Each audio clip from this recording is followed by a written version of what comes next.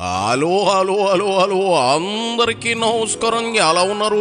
బ్రహ్మాండంగా ఉన్నారు, నాకు తెలుసు కదా. మరి ఈరోజు రావు గారి రచబండ్లోకి వచ్చిన సెలబ్రిటీ ఎవరో నేను చూసి చెప్పేస్తాను. మరి కొంత ఈ వీడియోకి ఒక లైక్ ఇచ్చేసి, అలాగే మన కేకే న్యూస్ని ఇప్పటి వరకు ఎవరైతే సబ్స్క్రైబింగ్ చేసుకోలేదో కోతంత చేసేసుకుని నన్ను ఎంకరేజ్మెంట్ చేసే పనిలో ఉండండి. మరి ఈ రచ్చబండ్లోకి వచ్చిన సెలబ్రిటీ ఎవరు చూసే పనిలో నేను ఉంటాను. ఎవరు బాబు? ఓహో, సిగ్గులేనమ్మా అత్తారింట్లో కాలు జారిందని ఓ ముతక సామెత మా తాత చెప్పేవాడు. అప్పుడు అది అర్థం కాలేదు. ఇదిగో ఇప్పుడు పలుమార్లు కాలు జారుతున్న నోరు జారే ఆంబోతును చూశాక నిజమే అనిపిస్తా ఉంది. కాలు జారడంలో ఎక్స్పర్ట్ అంబటి గోటాల ముందుకు వచ్చాడు.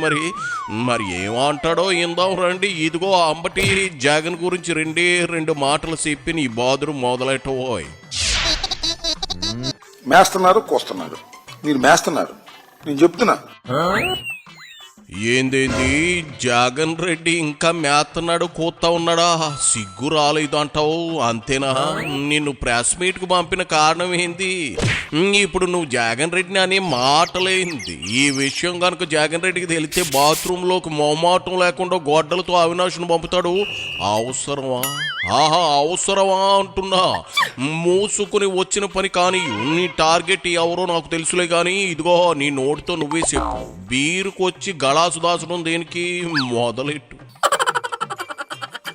పవన్ కళ్యాణ్ గారు జలధార మీద ప్రమాణం చేసి చెప్తున్నా, నేను సీట్లు తీసుకున్నది డబ్బులు ఇచ్చి అమ్ముడు పోలేదు సీట్లు అని చెప్పారు మీరు. శభాష్. జలధార మీద ప్రమాణం చేసి చెప్తున్నా అన్నారు. ఏది? మన అమరజీవి జలధార కార్యక్రమంలో సీట్లు అమ్ముకున్నాను నేను అన్నారు. నేను అమ్ముకోలేదని మీరు జలధార మీద ప్రమాణం చేసి చెప్పారు. ఇప్పుడు చెప్పండి, జలధార మీద ప్రమాణం చేసి చంద్రబాబు నాయుడు గారి కరప్షన్లో, లోకేష్ కరప్షన్లో నాకు వాటా లేదని చెప్పమనండి. ప్రమాణం చేసి చెప్పండి, నీకు క్షమాపణ చెప్తా నేను. సోదరి మండలారు ఎవరు వెళ్ళేటప్పుడు చూడండి, జనసేన ఆఫీస్ ఉంటుంది పక్కన. తిరిగిపోతుంది జనసేన ఆఫీసు. మామూలుగా పెరగట్లా, 18 అడుగులు గోడ పెరుగుతావు పక్క నుంచి. 20 ఎకరాలు కొనేసాడు అయ్యారు. ఎక్కడి డబ్బులు? సినిమాలు వచ్చినాయా? ప్లీజ్, అన్ని ఫ్లాపేనే. మొన్నేగా ఓజీ వచ్చి 400 కోట్లు కలెక్ట్ చేసింది. చిచ్చి మీరు మారరా? ఎంతకాలం ఈ పాత చింతకాయ పచ్చడి ఫార్ములాని జగన్ వాడతాడో తెలియదు కానీ జనానికి మాత్రం విసుగు వచ్చేసిందయ్యా అంబటి. విసుగు రాబట్టే కదా 151 నుంచి 11 సీట్లకు పడేసింది. ఇంతకీ ఆ ఫార్ములా ఏంది అనేగా నీ డౌటు. కాపులను తన ప్యాలెస్ కాపు పాలేరుగాళ్లతో తిట్టించడం. అది వర్కౌట్ అవ్వలేదురా మగడా. అందుకే నువ్వు పాతాళలోకానికి తొక్కేయబడ్డావు అన్న వినడే మళ్ళీ పెదపాలేరుని. అదే నిన్ను తోలాడు పవన్ మీదకి. పవన్ ఏం మాట్లాడినా ముందు అంబటి, తర్వాత సన్నాసి పేరుని నాని. ఇంకా జగన్ సాటిస్ఫై కాకపోతే ఆ కోడిగుడ్డు మాజీ మంత్రి. అప్పటికి బాస్ ఖుషి కాకపోతే ఇదిగో నత్తిబాబు, అదే బొత్స. వీళ్ళందరూ క్యూ కొట్టి మరీ పవన్ తిట్టడం 2014 నుంచి చేస్తున్నదే. ఆయన ఇప్పుడు మరింతగా రెచ్చిపోతా ఉన్నారు. ఏంది అన్ని ఫ్లాపులేనా? మరి పవన్ సినిమాకు ఎంత రెమ్యూనరేషన్ తీసుకుంటున్నాడో నీకు తెలుసా? సినిమాలో డబ్బులు రాలా మీకు? ఎక్కడి నుంచి వస్తున్నాయి డబ్బులు? లోకేష్ కరప్షన్లో, చంద్రబాబు కరప్షన్లో పర్సంటేజ్ ప్రకారం మీకు వస్తుందా రావట్లేదా? జలధార మీద ప్రమాణం చేసి చెప్పమని అడుగుతా ఉన్నా. నువ్వు జలధార మీద ప్రమాణం చేసి చెప్పు, నీకు నేను క్షమాపణ చెప్తా.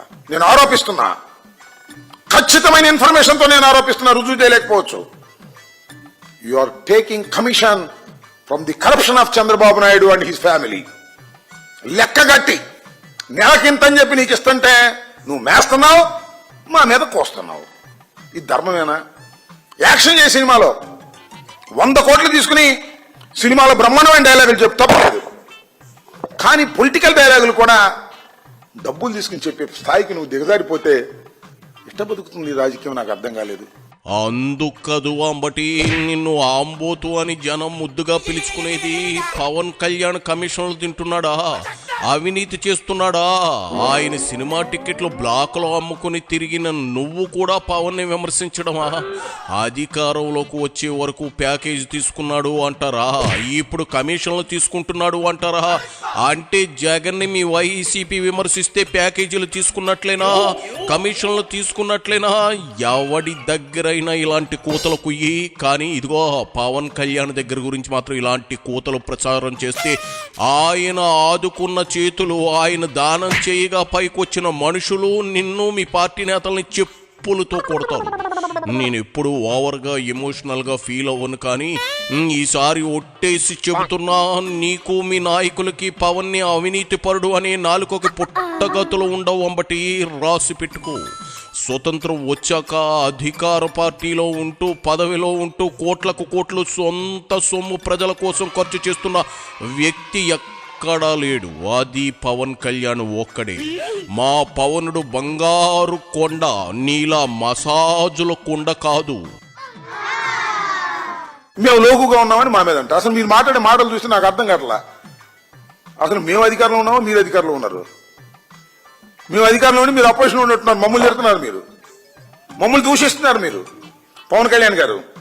ఇది సరైనటువంటి విధానం కాదు. లా అండ్ ఆర్డర్ని మీ చేతిలోకి తీసుకుని ఏదో అది చేస్తాం ఇది చేస్తాం అంటున్నారు. ఇప్పుడు ఆల్రెడీ లా అండ్ ఆర్డర్ మీ చేతిలోనే ఉంది. ఒక ఆయన రెడ్ బుక్ అంటాడు, ఒక ఆయన ఏమో మా నాన్న లోపల పెడితే ఏం పీకారు అంటాడు. నువ్వేమో అధికారంలోకి వచ్చినప్పుడు మీరేం పీకారు, ఇప్పుడు ఏం పీకుతారంటారు. ఏంది పీకుడు కార్యక్రమం? నువ్వు మాత్రం బాగా పీకేస్తున్నావులే. మన చంద్రబాబు నాయుడు గారు సంపాదించిన దానిలో, మన లోకేష్ సంపాదించిన దానిలో ఏమో పీకుడు పీకుతున్నావు. అది పీకుడు అంటే అది అసైన్ పీకుడు. మేం పీకేదే ఉంది, మేం పీకటం ఏంటి? What is language? పీకుడు లాంగ్వేజ్ ఏంటి నాకు అర్థం కాలేదు. ఎవడెవడు పీకుతాడు ప్రజాస్వామ్యంలో? ఎవడెవడో పీకలేడు ప్రజాస్వామ్యంలో. నువ్వు మాత్రం స్టాబెట్టి పీకేస్తున్నావు.